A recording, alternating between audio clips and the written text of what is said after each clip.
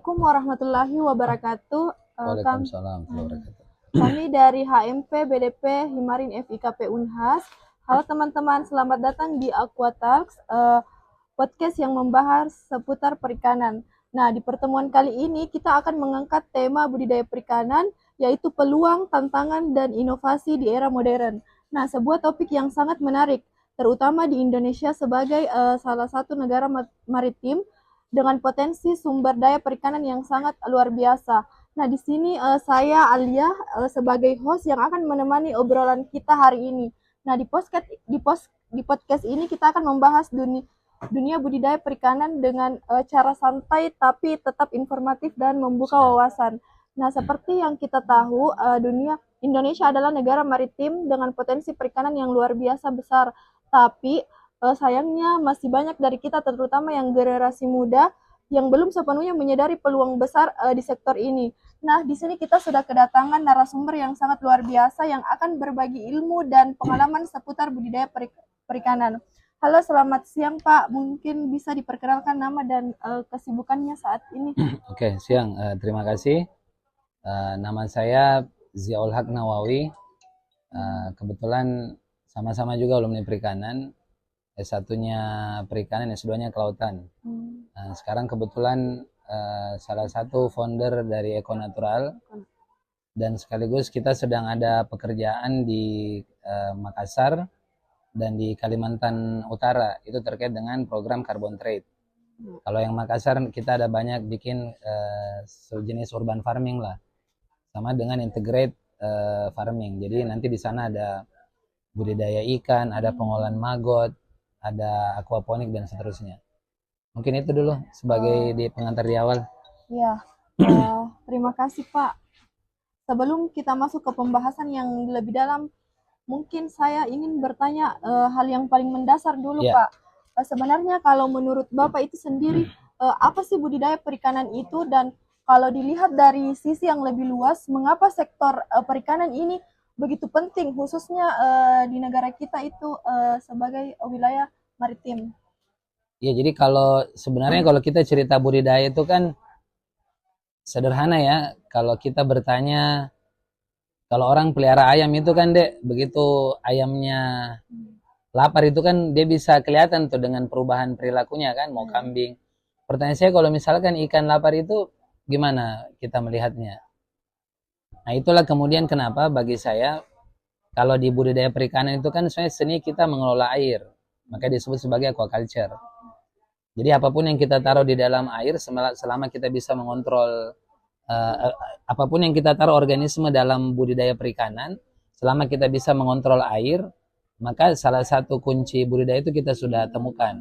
Yang kedua, kalau kita bicara budidaya kan ada beberapa cara lah. Kalau satu, kita misalkan contoh nih, kalau di daratan itu kan kita sebutnya sebagai, mungkin ada danau, mungkin ada muara, kalau kita sebut ada kolam-kolam waduk dan seterusnya. Kalau yang sekarang itu kan ada dua yang paling terkenal, yaitu bioflok dengan RAS. Dua-duanya ini bagi saya memang punya keunggulan dan kelebihan masing-masing, tapi pada dasarnya adalah seni mengelola air. Kemudian kalau kita cerita di laut deh, kita kan sebenarnya termasuk punya garis pantai terpanjang kan, tapi teman-teman kalau lihat ke lapangan deh, sepanjang pesisir itu kan kalau kita cari namanya mariculture atau keramba jaring apung itu kan terbatas. Gitu maksud saya. Padahal itu kita punya area yang cukup luas, termasuk kalau yang mungkin banyak kan rumput laut lah. Kalau kita lihat kan sejauh ini. Nah, bayangkan kita punya bentang alam itu cukup mendukung. Tapi itu tadi deh, itu tidak menjadi prioritas utama. Mulai dari level desa, kelurahan, kecamatan, kabupaten, memang tidak menjadikan budidaya itu sebagai sektor real. Nggak usah jauh-jauh lah. Izin, misalkan kita sebut sederhana deh, di perumahan dosen. Perumahan dosen UNAS kan? Pertanyaan saya, semua dosen itu kan makan ikan kan? Logikanya harusnya, entah itu teman-teman, mohon maaf, HMP Budidaya, ICM dan seterusnya, harusnya kan begitu orang mau beli ikan kan ke kita gitu loh. Marketnya kan sudah jelas. Apalagi kalau untuk orang berpendidikan deh, antara makan ayam potong, mungkin dengan makan ikan kan, orang lebih milih makan ikan. Kalau makanya pakai pengetahuan, izin. Nah, sehingga kalau ditanya kenapa anak-anak muda tidak tertarik, karena kan memang tipologi kita itu kan otaknya di mata deh. Contoh misalkan nih Anda tiba-tiba jadi CEO, naik mobil BMW, ditanya apa kerjanya? Saya pelihara bibit nila. Orang akhirnya datang kan berkunjung lihat, begitu dia lihat ternyata betul Anda punya banyak uang, maka pelan-pelan orang akan ikut gitu loh. Persoalannya kita di budidaya, itu pengetahuan yang tidak bisa abstrak. Dia tuh harus dilihat real. Mana labnya, mana pembenihannya, mana pabrik pakannya, bagaimana dia penggemukannya, bla bla bla bla. Nah, oleh karena itu kalau saya secara pribadi, yang kita perlu dorong sekarang, kalau saya sih sederhana, contoh di teman-teman budidaya lah. Saran saya itu semester 4 itu sudah punya duit. Kalau saran saya. Kenapa? Kan dasar-dasar budidaya kan kalian sudah ambil sebenarnya. Di semester berapa misalkan? Di semester 2, Pak. Semester 2 udah dapat kan? Semester 2. Itu sangat dasar deh. Nah, bayangkan mau kok di lapangan ada orang bukan anak budidaya, tapi dia bisa hidupi keluarganya dengan menjual ikan dari kolam kayak contoh Danau Mawang, iya kan? Danau-danau yang lain dan seterusnya. Nah, kalau kayak kita kan yaudahlah minimal HMP punya bioflok lah. Gimana kabar Anda? Gitu, izin. Nah, jadi sekali lagi deh kalau bicara peluangnya sangat besar, angka-angka cuannya besar, tapi memang ini butuh pendekatan praktek. Gitu. Seperti itu kalau saya. Nah, inilah yang kemudian kami di Eko Natural Day coba jembatani antara teori yang ada di kampus dengan kebutuhan dasar di lapangan. Gitu deh, izin. Baik Pak, kalau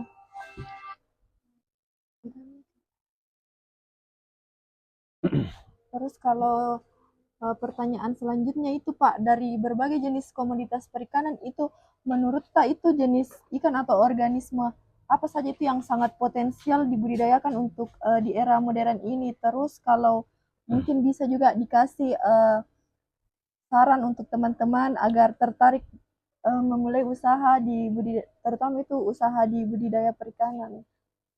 Pertama deh, kalau kita bicara organisme ya, kalau buka data Provinsi Sulsel itu deh, ekspor itu cukup tinggi. Dari sektor lobster, udang tiger, kemudian gurita, kerapu, endegeng, dan seterusnya. Cuman memang persoalannya, daya dukung kita, baik itu di kampus maupun di pemerintahan. Nggak usah jauh-jauh deh, kita tahu MBG kan? Coba Anda periksa, hampir sebagian besar MBG itu makan ayam potong. Sangat terbatas orang makan ikan. Paling dori, paling abon. Saya kebetulan juga support abon tuna deh dari Selayar. Sedikit sekali tiba-tiba Anda dapat MBG, apa yang dia makan? Nila goreng, atau lele. Kenapa? Itu kan jadi tantangan deh. Karena kenapa? Ada ketakutan yang cukup serius di perikanan deh, soal kualitas. Pernah dengar tiba-tiba orang makan ikan terus gatal-gatal? Ini tantangannya di perikanan. Itu yang kalau kami sebut di bagaimana kita di quality controlnya di produk kita. Nah, jadi kalau saya bicara peluangnya besar sekali deh. Permintaan udang tiger itu cukup besar tuh. Kita dulu ingat yang namanya kayak Supa di Pinrang itu. Orang baru buang benih deh sudah bisa pergi ambil motor dan mobil. Sekarang mana ada orang berani? Anda buang benih mau minta beras juga nggak ada yang berani kasih karena daya dukung lingkungan kita sudah rusak deh. Daya dukung lingkungan rusak, kualitas benur nener itu juga sudah tidak seperti dulu kualitasnya. Nah, itu yang mungkin kalau saya sekali lagi kalau bicara peluang ekonominya deh, kalau dari sektor laut itu kan kita punya ikan kerapu, kita punya lobster, kita punya semua tuh namanya kalau ikan-ikan kayak baronang, ikan katamba, kemudian udang, cumi itu potensial. Kalau kita bicara budidaya, ikan air tawar itu kan semua hampir deh. Bisa. Ya nila, patin, lele, mujair itu kan semua. Malah izin deh ya, kami di Kalimantan Utara itu deh permintaan kami mujair itu 1 ton tuh 1 minggu. Size 4 dan 5 naiknya sekilo. Nah mujair di budidaya sekarang itu kan diracun. Nah, ini anomali sekarang di budidaya deh. Semua hal yang diracun kayak mujair, ikan bulan-bulan itu justru marketnya paling besar. Bayangkan. Ini tantangan buat teman-teman ya. Kemudian kalau kita bicara payo itu kan kayak estuari itu kan itu yang kita lihat selama ini. Ada bandeng atau canos-canos kan, ada udang tiger. Ada apa lagi? Baramudi. Ada apa lagi? Kalau di sekarang kan di Sulsel kita banyak faname. Walaupun saya secara pribadi kan sebenarnya kembalikan aja tiger. Karena tiger itu kan organisme endemik kita. Kalau Faname kan bukan, itu dari luar. Itu bukan kita punya organisme. Nah, sehingga kalau saya sekali lagi tantangannya adalah, saya modelnya, kalau model kami itu deh izin di Eko itu sederhana. Seeing is believing. Jadi kalau mau lihat anak-anak percaya, kasih lihat. Kan simple aja. Contoh misalkan, ayo adik-adik yang mau punya uang 2 juta sebulan itu, ayo kita kerjakan A. Karena pada dasarnya kita semua matre.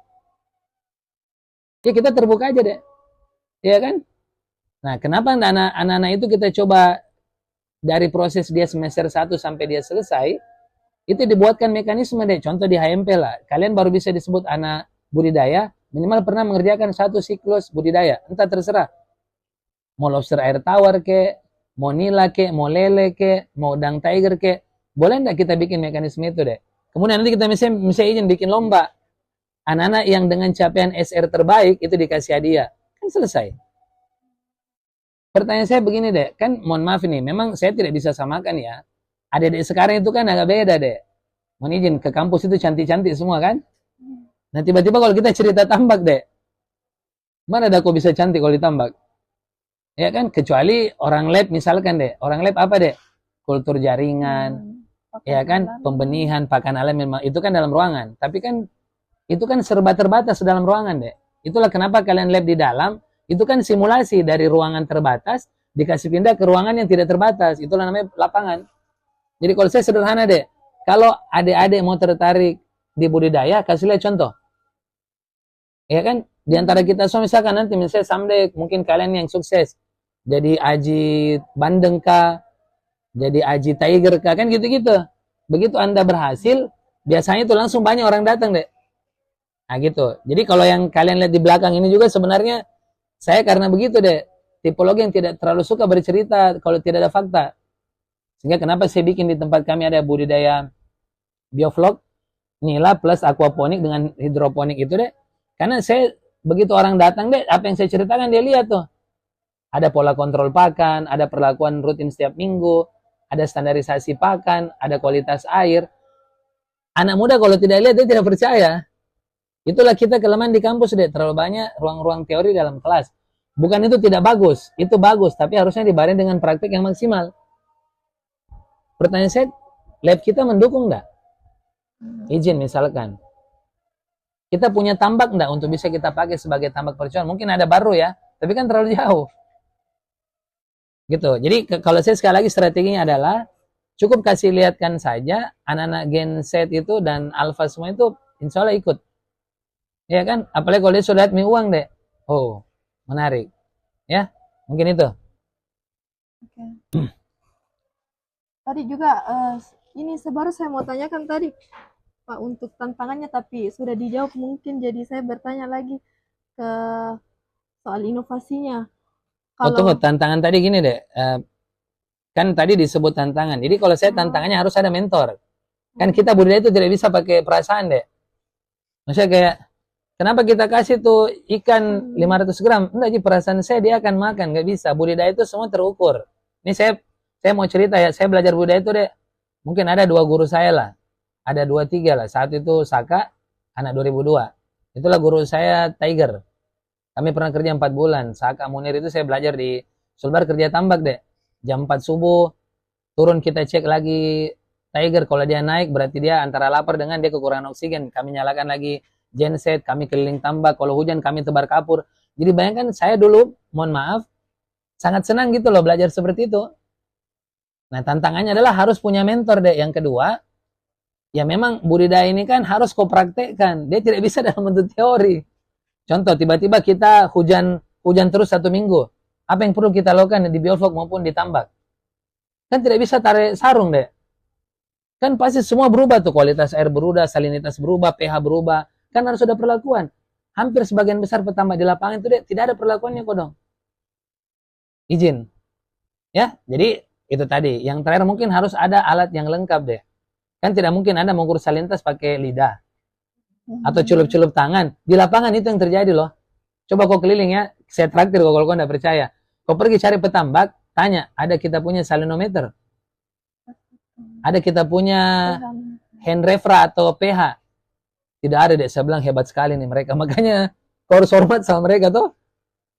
tidak punya alat, tapi kenapa bisa panen? Itulah yang kalau saya deh, itu nih kelemahannya kita petambak tadi. Dia tidak bisa mengulang kesuksesannya karena tidak punya baseline data. Jadi itu juga bisa jadi kayak kesalahan-kesalahan umum yang biasa terjadi Pak, yang harus sebenarnya diperhatikan dalam budidaya. Iya, standarisasi ya. Jadi itulah yang nanti masuk kita ke teknologi deh. Kan untuk beli pH meter kan ada kertas lakmus toh. Iya.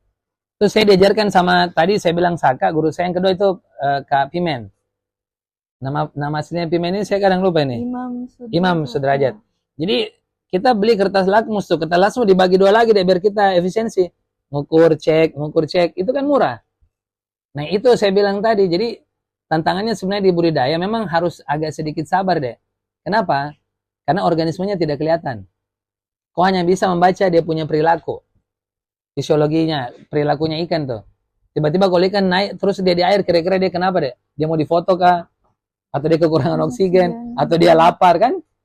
Ada perubahan di bawah. Apalagi ikan kan ada yang sifatnya di atas, ada juga di dasar deh. Kayak lele itu kan di bawah. Nilai itu cenderung naik turun tuh. Dia nyari ke atas kan? Nah, gitu. Jadi kalau saya gitu deh, tantangannya ya harus ada program di kita misalnya di MP Budidaya itu namanya training for trainer. Misalkan nih Kak Rahmat atau siapa yang sudah pintar soka gitu loh. Harus bikin training for trainer. Harus ada banyak Rahmat atau kan kalau kita tahu kan kayak Bu Yusinta kan tuh gurunya lah kita di soka gitu loh. Harus banyak Bu Yusinta yang lain deh yang di kader gitu kan. Kalau saya saran saya begitu. Izin.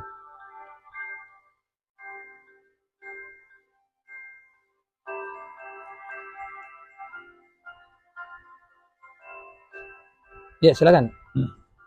Oke, baik Pak.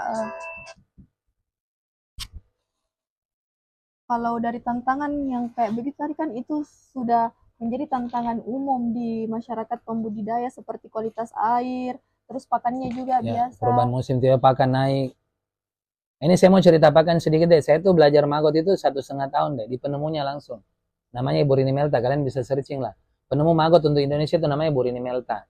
Di dia lah saya belajar deh. Kenapa saya belajar maggot? Dulu kan saya budidaya bebek petelur deh. Yang bikin saya tutup karena pakan mahal. Ya kan? Akhirnya Pakan bebek. pakan bebek kan kita bebek itu kalau kau tidak kasih makan ribut dia. Sama dengan pakan ikan deh. Coba kita lihat. Mungkin pakan ikan juga sekarang kan antara 10, 14, 15 ribuan deh. Apalagi kalau kita bicara kayak di Mamuju Tengah tuh. Sekilo pakan bisa sampai 17 ribu sampai 20 ribu. Sehingga butuh kita solusi alternatif. Itulah kemudian saya belajar maggot atau black soldier fly. Black soldier fly ini kan dia makan sampah organik deh. Dia makan protein, enzim, dan lindinya. Terus di tubuhnya itu kita punya protein 43% deh. Disebut dengan fresh maggot. Yang putih kayak ulat-ulat itu. Itu bisa kita langsung taruh di budidaya. Ditebar langsung. Langsung ditebar deh. Jadi contoh gini ya, kita misalnya di belakang nih, saya punya kolam nih. Saya pakai pakan misalnya seminggu itu 50 kilo. Begitu saya belajar maggot deh, saya tinggal beli pakan 25 kilo, 25 kilonya dari maggot. Makanya disebut sebagai substitusi. Pakan substitusi. Tapi ingat ya, fresh maggot yang masih putih. Jangan kasih makan yang sudah coklat, karena kalau coklat dia sudah punya kitin. Kalau sudah punya kitin, merusak pencernaannya organisme deh. Itulah, mohon maaf, kadang saya tanda kutip berdebat juga sama beberapa dosen itu, katanya maggot tidak bagus buat budidaya. Iya, kalau dikasih makannya tuh prepupa. Apalagi kalau kasih makan pupa yang sudah hitam deh, ya hancurlah pencernaannya organisme. Tapi yang dikasih makan adalah maggot di usia 10-15 hari yang kita sebut sebagai fresh maggot. Kan maggot itu deh, rentan hidupnya itu kan menjadi putih itu kan 15 hari. Lepas dari itu deh, dia menjadi prepupa, udah ada coklat. Itulah kenapa saya belajar maggot. Kemudian kemarin ada Kapimen bawa tuh Wolfia, ada banyak. Kan kita juga punya deh, ada banyak pakan-pakan. Kalau di itu kan ada yang kita sebut kalau lihat Asolla, Wolfia. Kalau izin di mana di pesisir itu, kalau di Pinrang itu ada namanya Pronima. Jadi ada kayak udang-udang kayak hama-hama di air itu, dia itu dikultur kembali itu jadi pakan buat udang tiger. Jadi mereka tinggal kembangkan dia mereka kultur untuk perbanyak itu di lapangan. Jadi sekali lagi deh, tantangannya adalah petambak itu harus apapun namanya, mau petambak mau pembudidaya, harus punya adaptasi terhadap pakan. Karena kalau kita sudah kelola air deh, yang kedua adalah kita harus tahu makanan apa yang bisa diberikan. Dan kalau kita bisa merekayasa deh, kita bisa namanya efisiensi. Nah, budidaya itu sebenarnya seni melakukan tadi deh. Merekayasa lingkungan, mengadaptasikan, menyesuaikan, itulah. Yang kalau saya tadi. Jadi, soal pakan tadi itu, saya pikir, alhamdulillah ada banyak peluang. Malah kalau kalian ke Jawa itu deh, lihat nilai itu kan makanya daun talas. Dipotong-potongkan, dikasih masuk gitu kan. Daun talas, itulah. Kan itu menarik juga kan, izin. Gitu deh. Ada lagi? Kalau mungkin kalau untuk pembahasan ini sudah cukup Pak. Selanjutnya kita masuk ke bagian yang tidak kalah menarik juga, yaitu inovasi. Nah, kalau menurut Bapak itu, kalau di era modern seperti yang sekarang itu teknologi pastinya sudah sangat berkembang. Kalau kan ceritanya ini kita sudah banyak pengalaman di lapangan. Kalau menurut Bapak itu apa saja teknologi terbaru yang sudah mulai diterapkan pada pembudidaya-budidaya yang masih pemula Pak, tapi dia itu sudah menggunakan teknologi terbaru. Iya, jadi kalau kita cerita teknologinya deh, kita perlu garis bawah ya, tidak semua yang namanya teknologi itu cocok. Contoh mohon izin deh, kalau tambak pemula kita suruh dia pakai kincir deh. Kincir itu kan lumayan tinggi dia punya listrik. Maka diatur di padat penebaran dan lingkungannya deh. Contoh dulu saya belajar ya, karena kita nggak punya kincir deh, kita budidaya udang tiger itu saya pakai alkon. Tahu alkon dah yang biasa kalau kalian lihat itu di got mau dikuras airnya, diambil airnya satu terus dilepaskan itu alkon. Saya pakai alkon deh, jadi menyala jam 4 subuh, nanti saya matikan jam 6 pagi. Karena memang di rentan waktu itu memang agak krusial di oksigen, DO, di sub oksigen. Nah itu yang disebut, itu salah satu teknologi murah, meriah, hanya butuh 1 liter BBM. Jadi jangan juga kalian selalu menganggap bahwa teknologi itu harus, ya kalau saya sih yang anak muda sekarang taruh misalnya IoT kan. Ini misalnya gini loh, ini kita punya bioflok di belakang. Boleh enggak saya tidak perlu takar-takar, dia tinggal jalan. Dulu kan ada startup yang kita sebut e-fishery, tapi kan udah tutup. Nah tantangannya di situ deh. Jadi kalau saya satu, nanti boleh kita diskusi. Tambak kita semua sekarang itu udah penerangan hancur-hancuran. Nggak ada lampu. Makanya kenapa anak-anak muda tidak mau tinggal di tambak? Tidak ada sinyal, tidak ada wifi, dan tidak ada lampu, tidak ada air bersih. Pertanyaan saya kira-kira mau orang tinggal? Tidak mau. Ini problemnya. Maka saran saya adalah kalian kerjasama nanti dengan anak teknik. Ada nggak bisa bikin energi alternatif? Entah dari cahaya matahari, kalau kita sebut solar panel. Iya kan? Atau mungkin dia bisa bikin teknologi penyangkap sinyal. Karena suka tidak suka deh, teknologi itu penting sekarang. Contoh, kau mau panen. Oke kan? Itu kan harusnya kau sudah bisa jual di digital marketing. Besok saya panen tiger, saya sekian. Yang butuh silakan japri. Kita bisa jualan. Nah kalau di lokasi tambaknya nggak ada sinyal. Itu kan tantangan. Jadi bagi saya yang paling perlu kita sepakati deh, khususnya untuk kalau di daerah budidaya tambak gitu kan, itu adalah tadi tuh standar kebutuhan dasar. Listrik itu kan semua deh, untuk cas lampu, untuk penerangan, untuk kalian mungkin jalankan beberapa alat penting di lokasi kan. Kemudian yang kedua, baik itu juga di mariculture deh. Mariculture itu yang di laut, yang keramba jaring apung bla bla bla bla. Itu juga harus dilengkapi dengan fasilitas dasar. Kalau tidak ada deh, ya boro-boro. Siapa anak muda yang mau turun kan? Panas. Kemudian takut hitam, kemudian tidak ada sinyal, lampu tidak ada, pulang dia 2 hari sudah itu izin, bikinlah sejuta alasan. Kalau kita masih kayak budaya di tengah kota bioflok ini kan aman jadi. Listrik pasti ada, sinyal bagus, bla bla bla. Yang saya cerita tadi, poin pentingnya adalah itulah kenapa tidak banyak anak muda itu mau kembali ke desa untuk menjadi pembudidaya ataupun penjaga keramba. Padahal komoditi ini harganya kan lumayan semua deh. Coba kita tanya berapa harga lobster sekarang? Mungkin udah 250 ke atas tuh sekilo. Tembus 400. 400. Kalau mendekati Imlek deh bisa sampai 1 jutaan tuh. Namanya grouper tuh, kerapu super. Itu mendekati Imlek, semua itu harga gila-gilaan tuh. Namanya seafood. Kan gitu. Tapi pertanyaan saya deh, siapa yang tertarik? Maka ini tantangannya sekaligus peluang kalau saya. Maka kita tidak tahu nanti siapa yang mencoba memulai punya tambak begitu kita masuk full wifi. Clear ya? Dingin. Ruangan untuk risetnya ada. Tempat dia nongki-nongki ada. Kalau perlu ada kafenya. Kenapa nggak bisa? Bisa kan? Itu jadi peluang buat kalian bikin startup. Ini kami di belakang deh, di belakang dekat UNAS itu sedang mendesain pelan-pelan. Mudah-mudahan jadi. harapan saya nanti anak budidaya itu kita tukar per 4 bulan di sana. Siklus 1 4 bulan, siklus 2 4 bulan. Sudah itu nanti dia bilang, Kak, kalau saya pulang nanti saya juga mau kelola mie tambakku sendiri. Tapi dia sudah punya pengetahuan, dia sudah menggunakan teknologi. Jadi teknologi juga ini dia harus kau lihat dari dukung listrik. Karena pasti teknologi itu harus listriknya stabil. Ini saja kita punya di belakang, dia begitu mati lampu kita sediakan genset. Iya kan? Tiba-tiba kita sediakan genset, BBM mahal, kita lari kemana lagi? Solar panel. Jadi memang budidaya ini agak cukup ribet. Ya kan? Karena organismenya itu ada di bawah air dan nggak kelihatan. Dia butuh udara yang cukup. Kalau kita sebut sebagai DO ya, dissolved oksigen. Dia butuh oksigen yang memenuhi. Itu kalau tidak gimana? Tiba-tiba mati lampu sengaja mati semua organisme. Jadi kalau saya yang disebut teknologi itu deh, teknologi yang pertama dia bisa diadaptasikan dengan seluruh level masyarakat. Yang kedua dia terjangkau. Jangan sampai kan mohon izin dia ada teknologi, begitu dia bayar listrik mahal. Iya kan? Begitu bayar wifi-nya mahal, itu tidak ketemu. Kalau dalam istilah kami, teknologi itu dia harus bisa masuk di HPP produksinya. Jangan sampai teknologinya bagus, tapi begitu kita hitung harga pokok produksi, dia jadi mahal. Kalau dia sudah mahal, berarti berapa kita mau jual organisme budidaya kita? Kan itunya mahal juga. Gitu ya. Nah, sama dengan kepiting deh. Nanti saya sedikit cerita, saya kan 2 tahun lalu itu pulang dari Singapura dan Malaysia deh, riset soal kepiting. Jadi bayangkan, dalam mimpi saya, harusnya kan di semua tambak itu kita punya apartemen kepiting deh. Bagaimana kepiting yang misalkan dia masih lembek tuh. Kalau lembek kepiting itu kan berarti kan tidak full isinya. Itu kalau bisa kita semi budaya dulu deh. Kasih dia pakan buatan tuh. Kita simpan mungkin 1 bulan biar kemudian harganya bisa naik.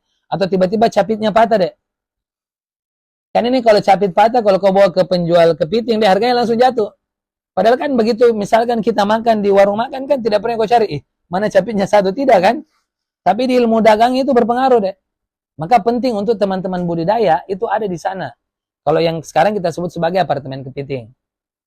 Itu yang kalau saya sih kalau mau lihat peluangnya deh, ini besar sekali. Termasuk di Makassar deh, di mana warung tiba-tiba kita mau makan, mohon izin ya, mau makan udang pasir, atau kalau kalian ke Bali itu ada udang ditaruh di kayak pipa-pipa paralon, kita tinggal tunjuk ya.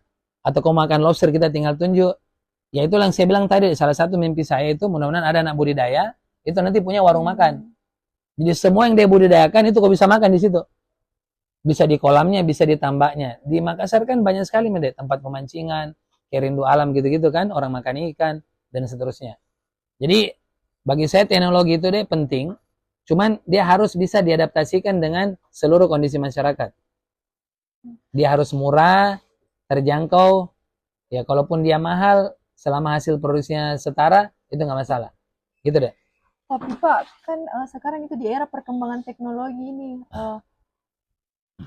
apakah menurut tanggapan Bapak itu sendiri kalau semakin modern teknologinya itu, apakah bisa menjanjikan untuk budidaya perikanan yang berkelanjutan? Iya, kalau saya, ya mohon maaf deh, itu ini kan begini, kita bicara rantai ya.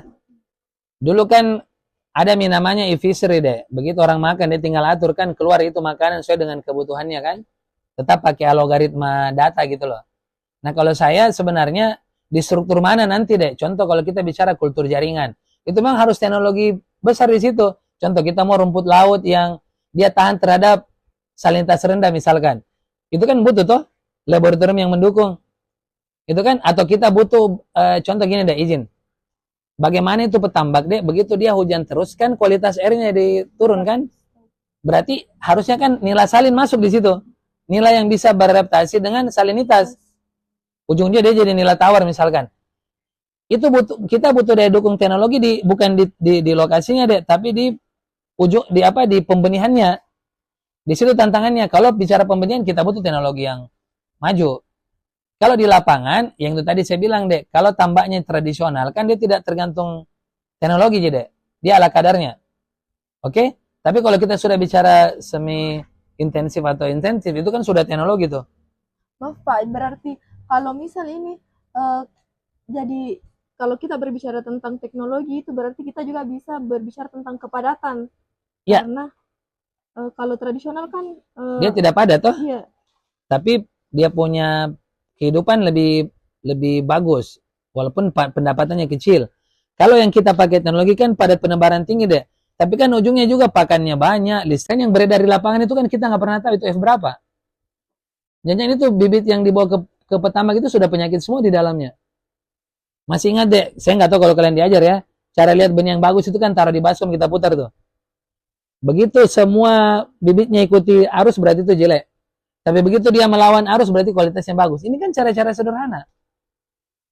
Tapi biar bibit bagus, kalau dibawa ke tambak dengan tidak ada perlakuan lingkungan yang bagus, juga kan sama juga. Jadi sekali lagi kalau saya izin, budidaya ini memang deh, mohon maaf ini seni khusus deh. Karena diperiksa dari mulai benihnya, lingkungannya, makanannya. Iya kan? Bayangkan kami ini mensampling nilai ini setiap minggu deh. Dilihat lagi berapa beratnya, berapa makanan yang bisa dedikasi deh, presentasinya. Iya kan 2-5% misalkan. Itu kan pekerjaan yang tidak mudah deh. Coba kau pelihara kambing, saya bilang tadi, kambing, sapi, bebek, itu kan kau lihat tuh. Ini kan bagaimana? Ah, di situ seninya. Maka oleh karena itu saya sekali lagi sampaikan bahwa kalau budidaya ini mau diminati oleh anak muda, memang kita harus punya contoh startup, anak-anak yang bekerja budidaya itu anak-anak muda yang memang, mohon maaf ini ada, secara ekonomi dia tumbuh. Karena nggak bisa dipungkiri deh, orang kalau disebut maju kan kadang agak matre. Dilihat pertama, kalau tebal dompet kan sekarang orang udah pakai uang kertas gitu. Ya minimal kan kalau kita ngumpul-ngumpul siapa yang bayar kan itu sudah jelas toh. Oh ini udah bagus nih ekonominya. Gitu maksud saya Dinda. Jadi kalau saya share lagi, ya mohon maaf ini walaupun bukan anak budidaya, tapi di lapangan deh itu kejadiannya. Itu kejadian yang kita temukan deh. Contoh ya, saya mau kasih kode data. Betulkah kalau bapaknya petambak, anaknya pasti nanti petambak? Itu belum tentu. Ya, padahal mohon izin coba buka data anak budidaya deh. Mungkin setiap tahun disarjanakan 50-100 orang, kemana mereka? Ini kan jadi tantangan deh. Kenapa tidak semenarik itu ini barang? Jawabannya adalah kita nanti harus bicara kurikulum. Contoh misalkan digital marketing di budidaya, kan kita nggak pernah belajar. Digitalisasi misalkan. Iya kan? Apalagi sekarang, hey guys, saya lagi ditambak nih, lagi mau panen bandeng. Tuh lihat di TikTok tuh. Anak-anak Tarakan yang bikin TikTok melihat bagaimana orang tangkap tiger, tangkap kepiting, akhirnya orang datang beli dan seterusnya itu kan ada. Nah ini yang kalau saya izin sekali lagi, tantangan buat teman-teman di Hempe Budidaya tuh. Ya, bagaimana memunculkan minat bakat untuk kemudian kita tertarik. Saya sekedar info deh di belakang sana, dulu itu yang belajar bioflok itu 4 bulan di saya deh anak kehutanan, 2 orang, anak ekonomi 2 orang. Dia belajar bioflok, alhamdulillah panen. Jadi kami itu teorinya deh, kalau Anda disebut bisa, selama Anda panen Anda bisa. Walaupun Anda bukan anak budidaya. Saya belajar hidroponik juga bukan anak pertanian deh. Saya belajar mengerjakan aquaponik, di bawahnya ikan, di atasnya sayur. Saya juga bukan anak pertanian plus budidaya. Makanya sekali lagi teman-teman budidaya, sekarang era terbuka, semua orang bisa belajar di mana dan kapanpun. Tapi yang paling penting kalau saya memang anak-anak di Hempe itu harusnya kalian yang paling unggul soal budidaya. Karena itu yang kau kutu-kutu setiap semester. Iya kan? Coba kalau mau bicara teori budidaya kurang apa kita nih di Hempe? Udah banyak kan? Banyak sekali. Nah, kenapa tidak tertarik? Karena belum lihat cuannya. Biasanya kalau sudah lihat cuannya, itu biasanya minat. Ya, gitu. Jadi menurut saya ini teknologi sangat berperan penting. Ya, di seluruh struktur levelnya, tradisional, semi tradisional, modern itu berpengaruh teknologi. Izin ya, misalnya nggak mungkin juga deh kau ditambak, tiba-tiba tidak ada lampu kau pakai lilin, kan nggak mungkin juga. Maka ada namanya tenaga angin, tenaga matahari. Boleh kan kita bikin kincir deh dari tenaga matahari kan? Tapi tidak perlu anak budidaya, kalian join dengan anak teknik, bikin penelitian tuh ditambak. 1 anak teknik, 1 anak budidaya, 1 anak apa lagi tuh, boleh kalian tarik dari yang lain. Nah, itu tambahnya deh. Yang kedua, ini mohon izin ya. Kalau kalian di lapangan itu deh, hampir sebagian besar itu sampah sekarang kita punya di pesisir. Jadi kita budidaya sampah namanya. Kau jalan-jalan nanti deh, baik itu ke Rambat, Tambak, musuh kita bersama sekarang itu deh, selain kualitas air itu sampah. Bayangkan ada di situ popok, pembalut, kaleng susu. Nah ini kan bagi budaya ini cukup signifikan loh pengaruhnya. Apalagi izin, namanya mikroplastik deh. Kita sedang punya tantangan tuh di era budidaya yang disebut dengan mikroplastik. Bagaimana kemudian partikel-partikel yang tidak dilihat mata plastik itu kan sudah ikut gabung di perairan deh. Iya kan? yang bentuknya sangat kecil. Nah, ini kan juga tantangan buat teman-teman budidaya. Sehingga bagi saya, ya izin namanya kualitas lingkungan itu deh bukan cuma yang tadi kita lihat di air dan seterusnya, tapi perilaku masyarakat di pesisir itu untuk buang sampah, mengatur sampah, membakar sampah itu juga perlu kita edukasi dan literasi. Gitu Dinda tantangannya. Ini juga butuh teknologi. Ya, Mungkin satu lagi Pak, 2 juga nggak apa-apa. kan tadi kita sempat bahas sampah. Jadi kalau saya tertarik mungkin terkait bagaimana pandangan tak terhadap limbah budidaya perikanan. Iya kan kalau yang jadi persoalan itu kan kayak yang intensif deh ya. Airnya dibuang kemana? Dia butuh ipal. Apalagi sekedar informasi deh. Ini yang nanti kalian juga pelajari. Untuk kita punya tambak itu deh isinya kalau nggak salah ada 16 ya 18. Banyak sekali isinya deh. Ini juga yang bikin ribet akhirnya. Ya. Nah sekarang kalau kita bicara limbah budidaya deh, memang akan ada. Maka teori sebenarnya budidaya itu kan air yang masuk dan air keluar itu kan harus tetap sama. Itulah yang kalau kita sebut dengan barrier ekosistem. Tapi kan tidak semua petambak mau kasih daerahnya jadi tandon deh. Contoh air masuk tuh dari laut atau dari sungai di treatment dulu deh. Ya kan, dimasukkan dulu di tandon, di treatment atau kita sebut sebagai biofilter. Mungkin di situ ada kerang, ada rumput laut, ada macam-macam. Pasir gitu kan masuk, setelah itu baru masuk ke tambak utama. Begitu kau melakukan budidaya mungkin kalau kau tidak dikasih pakan kan aman. Kecuali kau kasih racun itu baru tidak aman. Begitu dia dari budidaya dia, begitu kau mau panen kan dia keluar tuh ke saluran utama lagi. Itu kan harus di treatment lagi sebelum dilepas ke di laut, sungai ataupun kawan-kawannya. Nah di situ. Jadi sekali lagi penting juga kalian belajar tuh. Makanya itu kalau saya pribadi deh, solusinya kan ada mangrove. Mangrove itu kan diciptakan, memang salah satu tujuannya adalah filter feeder. Kalau kalian belajar tuh. Ya kan? Yang memfilter seluruh racun yang ada dari laut begitu mau masuk ke daratan apa? Mangrove.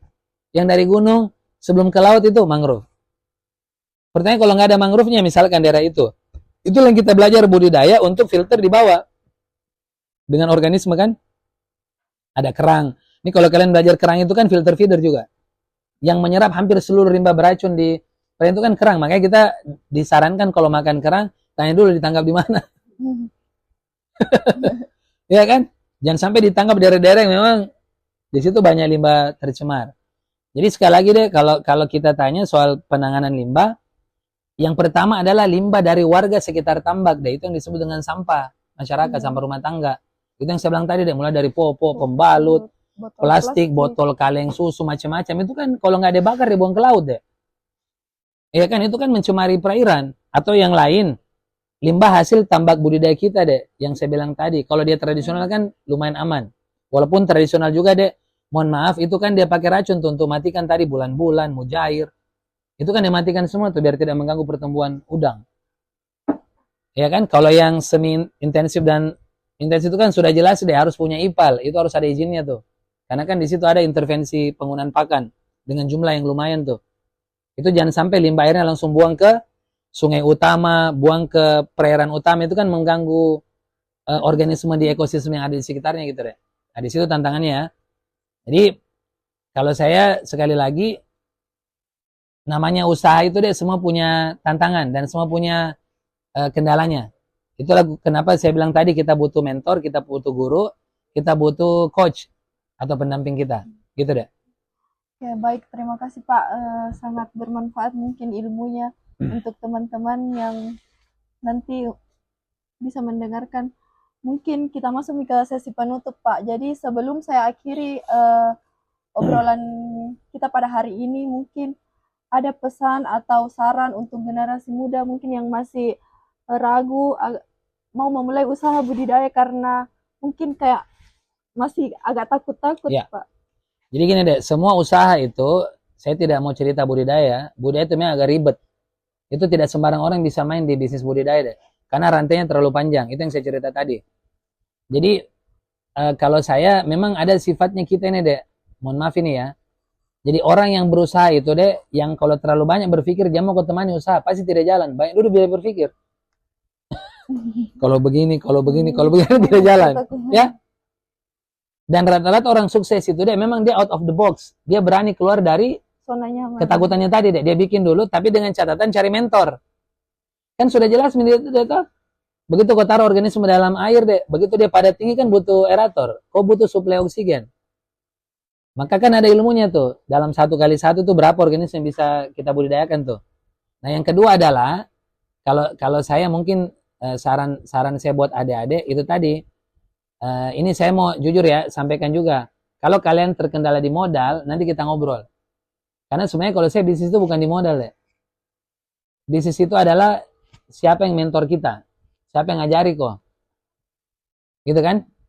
Karena kalau sudah dengan orang yang tepat deh, biasanya uang itu kita bisa gunakan maksimal. Tapi kalau orang yang tidak tepat, dia habis uang tak. Ya kan? Jadi bisnis itu bukan soal modal deh, soal siapa mentor kita. Hampir seluruh orang-orang hebat itu dia punya mentor. Izin. Saya sendiri punya mentor deh. 2 mentor saya di budidaya itu, yang saya sebut tadi Kak Pimen dengan Saka tuh. Ya karena saya harus ada yang ngajarin. Nah, cuman bedanya mungkin, mohon maaf, saya agak berani deh. Satu, misalnya contoh deh ya. Kau mau punya tambak tuh. Kalau kau sendiri jadi bisa kan kau kelola 30 hektar? Mungkin berat kan? Berarti kau butuh tim. Nah, maka syarat salah satu bisnis adalah kau mau berbagi rezeki dengan orang lain. Mungkin kalau kau kerja sendiri, misalnya untungmu mungkin 50 juta. Tapi kan sudah itu kau masuk UGD. Boleh enggak? Kau dapat saja 10 juta, 5 juta kau kasih ke A, mungkin ini yang jaga nanti A, ini yang mungkin kontrol B, 5 juta gitu loh. Kau berbagi rezeki. Iya kan? Itu yang disebut dengan teamwork. Jadi tidak ada orang berusaha itu tidak punya teamwork. Jadi kalau saya nanti saran saya deh, mudah-mudahan dari podcast ini nanti kalau ada yang tertarik bikin startup, apakah dia mau bikin startup maggot. Dia pokoknya produksi maggot paling besar deh. Ini kita simulasi angka ya. Contoh saya beli maggot deh, fresh maggot 5.000 sekilo. Kebutuhan kita setiap hari itu 1 ton. Berarti berapa tuh nilainya? 5.000 kali 1 ton berapa? 5 juta. Kali sebulan? 150 juta. Kira-kira kalau kita punya uang kotor 150 juta, mau digaji berapa teman-teman? Kalau kita gaji 20 juta sebulan, udah bisa nggak? Keren toh? Keren. Tapi KPI-nya adalah bikin maggot 1 ton 1 hari. Nah, pertanyaan sederhananya, bikin maggot 1 ton 1 hari kita butuh apa deh? Kita butuh sampah organik 8 ton. Di mana kau ambil sampah organik 8 ton? Berarti 8 kali 30, 240 ton harus kita keluar sampah organik yang dari rumah tangga tuh. Kepala ikan, usus ayam, nasi, sayur basi, dan seterusnya. Iya kan? Aman toh?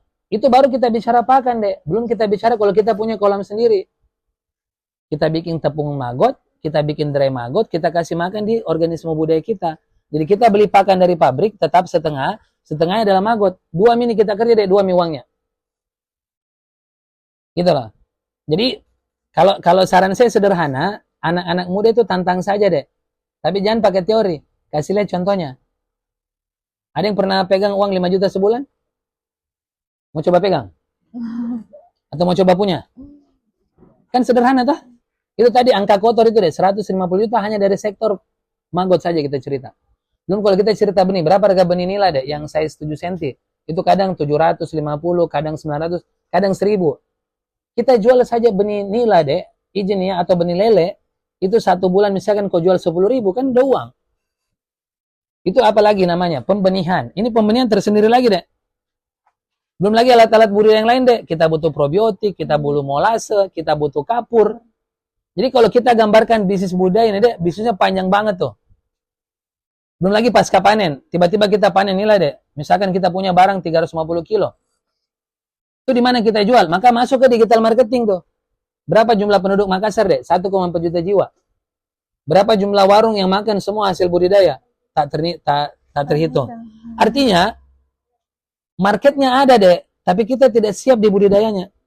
Maka sekali lagi kalau saya mau bilang, kalau bicara opportunity, ini besar sekali. Besar sekali deh. Jadi tidak perlu takut, misalkan tiba-tiba kalian bilang, Ika, saya punya nilai ini basi, tidak ada yang beli. Nggak ada cerita itu. Nggak ada kan? Kita punya banyak. Kalau banyak kita panen deh, kita bersihkan, kita rapikan, bikin namanya nilai ungkep, baru kita taruh di freezer, kita jual online. Itu namanya strategi harvesting, strategi pasca panen. Kan itu bisa nanti ngobrol sama anak siapa? Anak sosek atau anak THP kan? Nah ini juga yang saya mau bilang kalian. Jadi budidaya itu tidak bisa berdiri sendiri deh. Dia tidak bisa berdiri sendiri. Karena tidak ada orang yang, misalnya contoh ya, kau punya ikan, begitu kau sudah panen, kau tonji pergi jual lagi, itu agak berat. Ya, Nah, sama dengan izin deh, kita menghitung. Dalam bisnis ya, kolam D4 misalkan dinilai deh. Dalam skala bisnis itu berapa modalnya. Begitu kita panen, berapa kita harus jual. Biar kita untung. Itu kan semua pakai ilmu deh. Namanya itu apa kalau di bisnis? Harga pokok produksi. Saya nggak tahu di MP diajarin lah itu. Belum. Itu perlu kan kalian belajar tuh. Karena tidak ada orang yang, misalnya contoh ya, kau punya ikan. Begitu kau sudah panen, kau tonji pergi jual lagi. Itu agak berat. Ya. Nah, sama dengan izin deh, kita menghitung. Dalam bisnis ya, kolam D4 misalkan dinilai deh. Dalam skala bisnis itu berapa modalnya. Begitu kita panen, berapa kita harus jual. Biar kita untung. Itu kan semua pakai ilmu deh. Namanya itu apa kalau di bisnis? Harga pokok produksi. Saya nggak tahu di MP diajarin lah itu. Belum. Itu perlu kan kalian belajar tuh. Nah, kelemahan kita ini, dek, semua jalan sendiri-sendiri. PSP jalan sendiri, MSP jalan sendiri, budidaya jalan sendiri, sosek jalan sendiri, THP jalan sendiri. Ini jalan sendiri semua, tidak tahu yang jago. Kenapa tidak kalian kumpul aja tuh? Tahu tidak kenapa budidaya ada, dek? Karena hasil tangkapan di laut sudah tidak bisa kasih makan manusia. Maka muncul aquaculture. Itu kan teorinya. Nah gitu, Dinda ya. Jadi kalau saya sekali lagi, saran saya, bismillah saja, ayo kita mulai. Yang mau tertarik dengan bisnis mungkin budidaya lele, budidaya nila, mau belajar bikin lobster, kontak aja deh di Ekonatural. Kita punya banyak lokasinya. Ya, yang kalian tidak perlu keluarkan uang, cukup dengan modal tenaga. Sekaligus kau buktikan itu teori yang kau ajar tuh sama dosenmu deh. Yang teori-teori dalam kelas kan. Gitu, Dinda ya. Jadi pokoknya optimis saja deh, bismillah. Dengan adanya MBG ini semua orang mau makan. Salah satu peluang terbesar MBG. Jadi kita geser itu ayam potong ke ikan. Ya, itu challenge-nya.